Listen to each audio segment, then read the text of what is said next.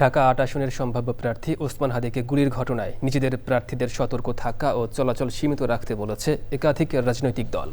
সম্ভাব্য প্রার্থী ও বিশ্লেষকরা বলছেন, নির্বাচন ঘিরে পরিস্থিতি আরও সহিংস হয়ে উঠতে পারে, যা ভোটারদের নির্বাচন বিমুখ করতে পারে। এজন্য সরকারকে দায় দিচ্ছেন তারা। লুৎফর রহমান সোহাগের রিপোর্ট। গত মাসে চট্টগ্রামে গুলিবিদ্ধ হয়েছিলেন বিএনপির প্রার্থী এরশাদুল্লাহ। আর তফসিলের পরদিনই ঢাকায় গুলিবিদ্ধ হন স্বতন্ত্র প্রার্থী উসমান হাদি। এসব ঘটনা শঙ্কিত করে তুলছে নির্বাচনের মাঠে থাকা অন্য প্রার্থীদের।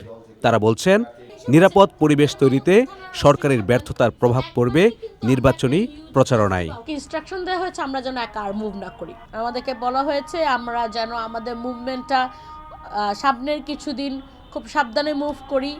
তো এইটা তো আমাদের একটা মুভমেন্টের রেস্ট্রিকশন চলে আসলো।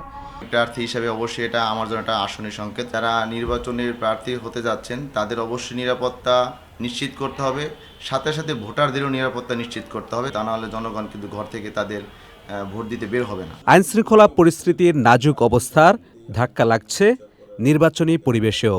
সেই চ্যালেঞ্জগুলো আমরা যেটা দেখছি যেটা সমাধানযোগ্য, বিশেষ করে অস্ত্রগুলো উদ্ধার করা। আমরা এই চ্যালেঞ্জগুলো বাড়াচ্ছি কেন?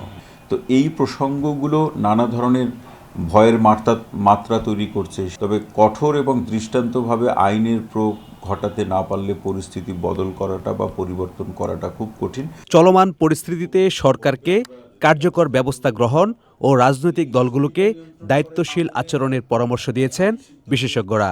একজনের বিরুদ্ধে আরেকজনের একটা সন্দেহ তৈরি করছে, এই সন্দেহ থেকে নানা ধরনের সংশয়ের জায়গাটাও তৈরি হয়।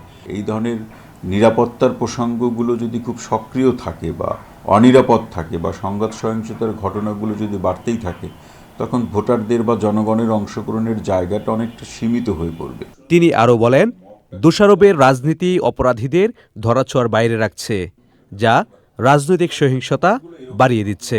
হাদির ঘটনায় কিন্তু আমরা সেটা লক্ষ্য করলাম যে সেটি হচ্ছে একদল আর এক দলকে ইঙ্গিত করে নানা ধরনের মন্তব্য করছে। লুৎফর রহমান সোহাগ, চ্যানেল আই।